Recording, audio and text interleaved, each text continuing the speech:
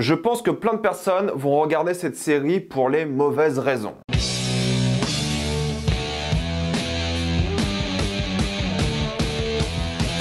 Echo. Comme d'habitude, jusqu'à la minute indiquée dans le titre de la vidéo, il n'y aura pas de spoilers, parce que vous êtes tranquille, après on va tout spoiler. Echo est l'histoire d'une jeune criminelle qui est sourde et muette, qui grandit dans un monde de gangsters à New York. Son parrain Fisk l'envoie régulièrement faire des missions pour lui, mais un jour, elle a décidé de le confronter. Encore une fois, c'est pas le meilleur synopsis, mais j'ai essayé de pas trop vous spoiler, parce que c'est un peu comme ça que la série a été marketée. Avant de commencer, j'aimerais remercier le partenaire officiel de cette vidéo, vous le connaissez, c'est BurgosVPN et c'est 38 millions d'utilisateurs et presque 5% sur Trustpilot. C'est simple, il suffit d'ouvrir votre catalogue Netflix en France et dans un autre pays et vous allez voir la différence. C'est absolument dingue, les autres pays ont un catalogue bien plus fourni, que ce soit sur Netflix où des films comme Equalizer 3 sont disponibles, ou un film que j'ai beaucoup aimé aussi comme Dumb Money qui sera bientôt disponible, ou même Disney+, où toutes les productions Disney et autres sont déjà dispo. Je pourrais faire toutes les plateformes de streaming comme ça, même Apple TV+, a dès cette semaine Killers of the Flower Moon. Et on peut aller même encore plus loin, vous pouvez même débloquer Max en prenant un VPN dans un pays européen qui a un Max et juste avoir accès à la plateforme, l'une des meilleures d'après moi. C'est simple, vous prenez un VPN, que ce soit dans un pays de l'Union Européenne ou même plus principalement en Belgique, en Suisse ou même au Canada, outre-Atlantique pour avoir la VOSTFR et la VEF si ça vous intéresse, et vos catalogues vont absolument exploser. En plus de ça, si vous êtes un gros consommateur de YouTube comme moi, vous pouvez facilement avoir accès à YouTube Premium pour beaucoup moins cher avec un VPN en Inde, en Argentine, en Turquie ou n'importe quel pays de l'Union Européenne dans lequel c'est moins cher. Ça change vraiment la vie de plus avoir de publicité sur YouTube, croyez-moi. Vous serez en bien plus grande sécurité avec un VPN aussi, que ce soit sur la Wi-Fi de l'université, la bibliothèque ou de l'hôtel. Vous pouvez partager un compte avec 7 personnes au total. C'est disponible sur tous vos appareils préférés. C'est super simple d'utilisation. En quelques clics, c'est fait sans aucun problème. Vous pouvez essayer par vous-même car vous êtes satisfait ou remboursé sous 45 jours et vous avez une assistance technique en français 24h/7. Utilisez le lien dans la description et dans le commentaire épinglé afin de vous abonner à BurgosVPN et bénéficier 83% de réduction plus 4 mois gratuits. Foncez sur l'offre. Marvel a marketé cette série comme une sorte de renouveau pour la plateforme de plusieurs points de vue différents. Premièrement, c'est le premier contenu qui a le label Marvel Spotlight. C'est un label qui indique que vous pouvez regarder cette série sans avoir suivi le MCU. Donc même si vous n'avez rien vu du MCU, Marvel Spotlight est disponible pour vous. C'est une histoire indépendante que vous pouvez regarder sans aucun problème. Il y a ça qui peut être intéressant et ça peut donner de belles choses. Est-ce qu'il faut regarder le MCU pour cette série? Non. C'est en effet une histoire indépendante qui tient plutôt bien la route toute seule. Est-ce qu'il y a des références? Est-ce qu'il y a du fan service? Un petit peu, mais pour quelqu'un, imaginons, qui n'a jamais vu une œuvre du MCU, ça passe quand même. Ensuite, c'est la première série live action de Marvel qui est TVMA. Aux États-Unis, ça veut dire mature, pour faire simple, c'est-à-dire que c'est officiellement la série ou l'œuvre Marvel la plus violente qu'ils ont sortie dans le contexte du MCU. Ce qui en soi est vrai, je dirais. Est-ce que ça se remarque dans cette série? Pas spécialement. Je crois qu'il y a 2 séquences où il y a un petit peu plus de sang, mais honnêtement, il n'y a rien de particulièrement violent, il n'y a rien de particulièrement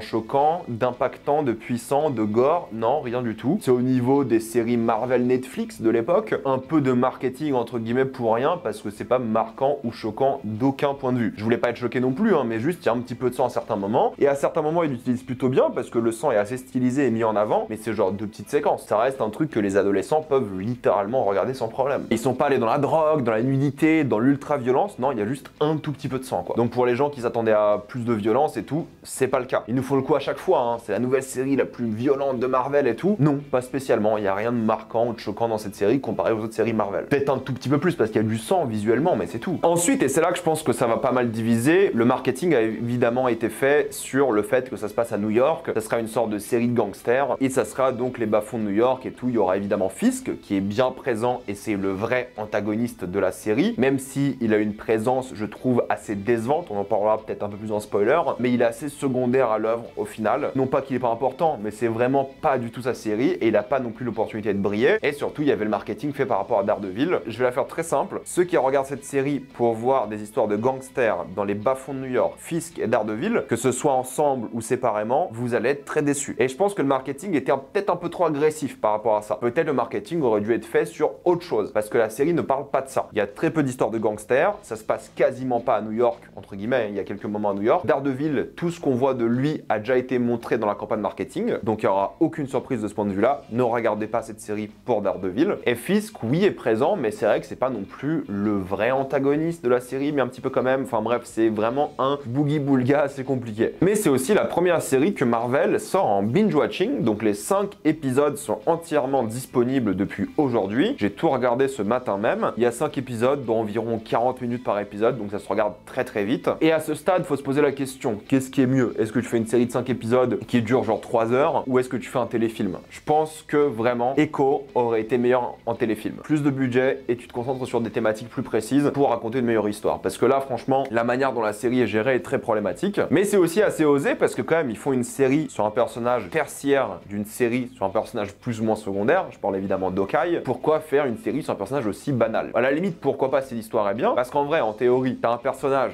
qui est sourd-muet, qui a un héritage de Première Nation et qui a une jambe. Thématiquement, là, tu as 3 choses hyper intéressantes. Le côté handicap, il y a 2 handicaps en théorie, et le côté Première Nation. Donc tu pouvais vraiment développer ça par rapport à l'action avec sa jambe qui est problématique, quasiment jamais développée. Ils en parlent un petit peu parce qu'ils arment sa jambe. Le côté sourd-muet, c'est là ma grosse déception par rapport à la série. Je vous en parlerai un peu plus en détail dans quelques secondes. Et le côté Première Nation aussi est problématique. Et c'est ça le gros souci de la série aujourd'hui, c'est qu'il y a un manque de parti pris qui est évident. Donc il y a plein de thématiques en soi sur le papier hyper intéressantes qui auraient pu être vraiment géniales. Donc il y a un manque de parti pris thématique, scénaristique et un manque de parti pris dans la mise en scène sur papier qui aurait pu être génial. Et ça rajoute aussi des choses de science-fiction, c'est littéralement la première scène de l'œuvre qui d'après moi gâche vraiment l'œuvre plus qu'autre chose. Parlons un peu de ces problèmes de réalisation. Typique de Marvel, il y a pas mal de séquences qui sont filmées en intérieur mais qui sont à l'image en extérieur et tu vois encore les décors, tu vois un peu les fonds verts, c'est un peu problématique. Pareil pour une séquence en train qui est pas belle du tout et qui honnêtement est assez décevante vu le concept qui aurait pu être cool, qui est l'une des scènes les plus ennuyantes et les moins intéressantes visuellement et narrativement de l'œuvre. Un vrai manque d'enjeu, et c'est le problème de toute la série, c'est qu'il n'y a pas du tout d'enjeu, et un vrai manque aussi de dynamisme dans les visuels, dans énormément de scènes. Je parle d'une séquence en train, je vais pas vous montrer d'image, je vais pas vous gâcher la surprise au cas où, mais ça concerne aussi les 2 scènes d'action dans l'œuvre. Il y en a 2 grosses en gros. Il y a une scène d'action dans le premier épisode qui est un peu plus courte, qui a été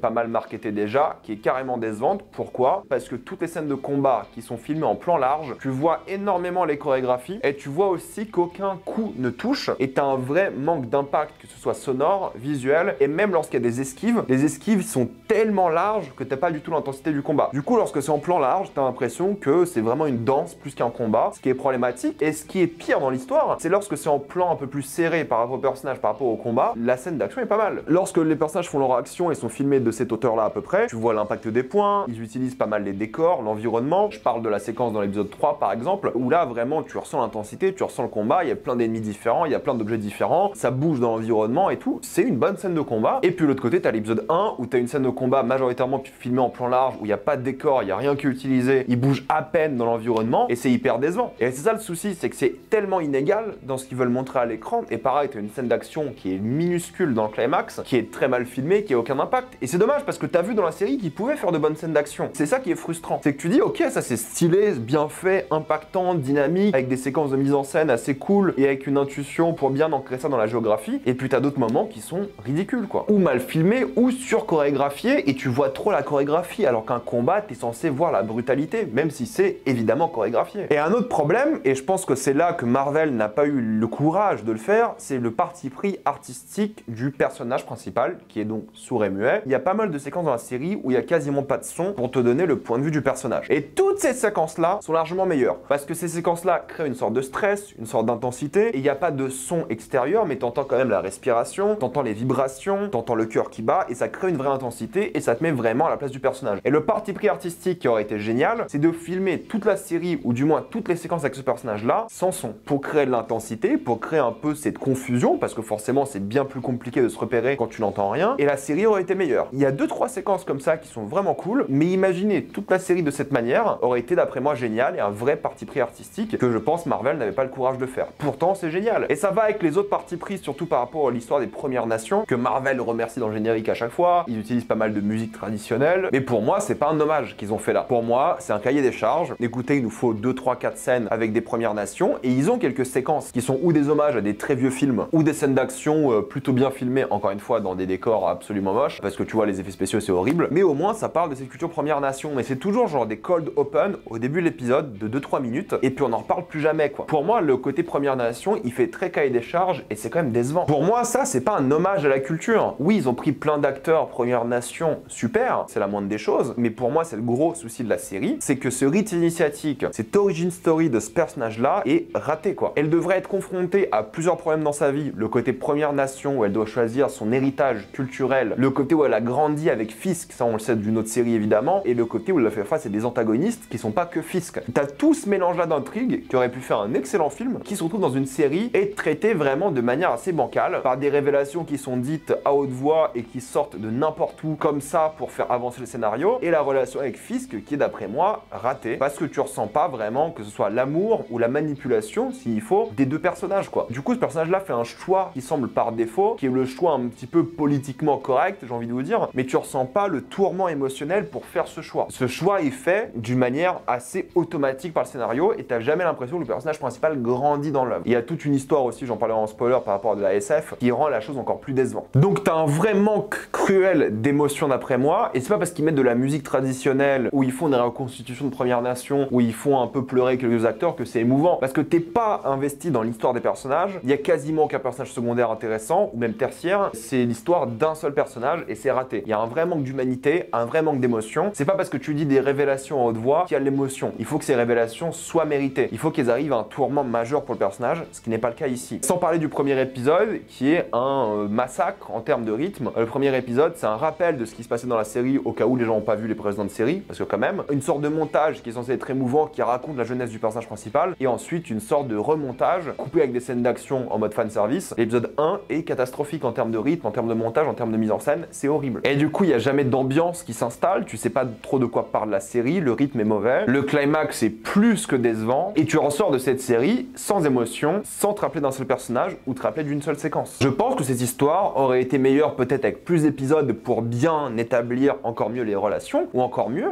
en film. Les 5 épisodes, c'est presque la durée d'un film. Franchement, si t'enlèves une intrigue secondaire avec un méchant qui sert à rien, je te jure que t'as un film. Il y a une intrigue avec un méchant gangster inutile quoi, vraiment. Et la fin est catastrophique. Donc pour conclure, Echo, je pense que vous allez passer un moment ok au plus. C'est pas détestable comme série, c'est convenable. C'est passable au mieux. Mais encore une fois, vu le concept, vu l'idée, vu les thématiques, vu les personnages, quel ennui. C'est même pas une déception, mais juste quelle médiocrité. C'est vraiment trop dommage. Je voulais aimer cette série, j'y croyais, mais au final, tu ressors avec un truc qui aurait dû être un film, qui raconte trop de choses sans vraiment développer quoi que ce soit à fond, et qui est juste extrêmement mal écrit par rapport à ce rite initiatique. Donc c'est impossible pour moi de recommander Echo pour les gens qui aiment pas Marvel, de une, et pour les gens qui sont fans hardcore du MCU, vous allez regarder, mais pour les gens qui sont hésitants de Marvel en ce moment, cette série ne va pas aider. Je dis pas que vous allez détester, mais cette série ne va pas aider, et je pense qu'il y a de meilleures séries à regarder en ce moment. On parlera de ça. Donc malheureusement, c'est très difficile à conseiller. On va passer en spoiler.